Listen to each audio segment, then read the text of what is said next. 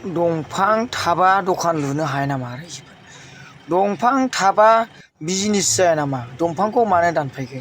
बेखौ बुंनायनि आंखौ गाज्रि मोनदों आरो बहुत मानसिफ्रा आंखौ बायदिसिना बुंदों। पार्टिनि खोथा बुंलायदों। पार्टिनि खोथा फैनो मोना। बे जोंनि समायना मिथिंगाखौ दंस' खालामनायाव सोरबा पार्टिनि खोथा बुङोबा बे अरिजिनाल मुर्खथा, बे मानसि नङा, बे जानवारजों समान मानसि। खारन मानो होननानै बुङोबा बे दंफाङा सरकारि सम्पतिखौ बोरै सिफायनो मोनखो? आरो दिनै सरकारि अफिसारफ्रा मानो, फरेस्टारफ्रा मानो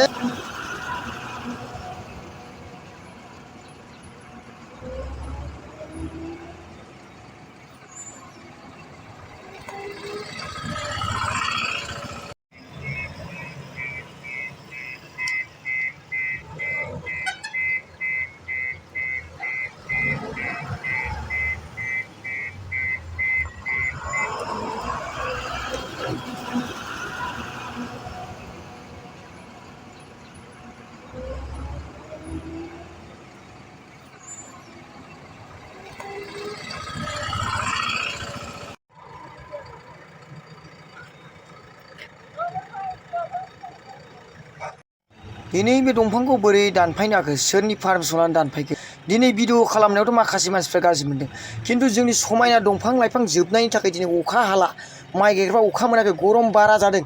मानो बुजियाखै? आंखौल'सो दाय नुदों। बे दंफाङा मा दाय खालामामोन? बे दंफाङा सोरनि मा अयनाय खालामामोन?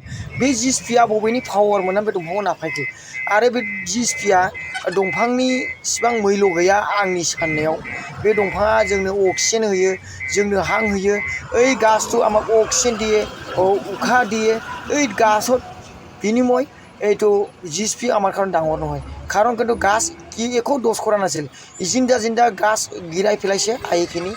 হয়, তাৰ মাটি আগৰ সন্মুখৰ ৰাস্তা হয়, কিন্তু PWৰ সম্পত্তি, এইটো চৰকাৰী সম্পত্তি। কিয় আওলাইছে এইটো? কাৰ পৰা পাৰ্মিশ্যন লৈছিলে?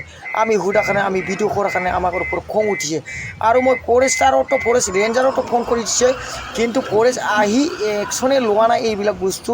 কিন্তু মই মনত দুখ পাইছে, বহুত দুখ পাইছে মই মনত। এইবিলাক কাম কৰিব নালাগে। এই গাছবিলাক কি দোষ কৰিছে?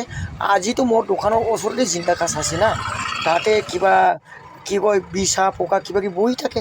আমিতো গাছ কাটি পেলাই নাই, পকা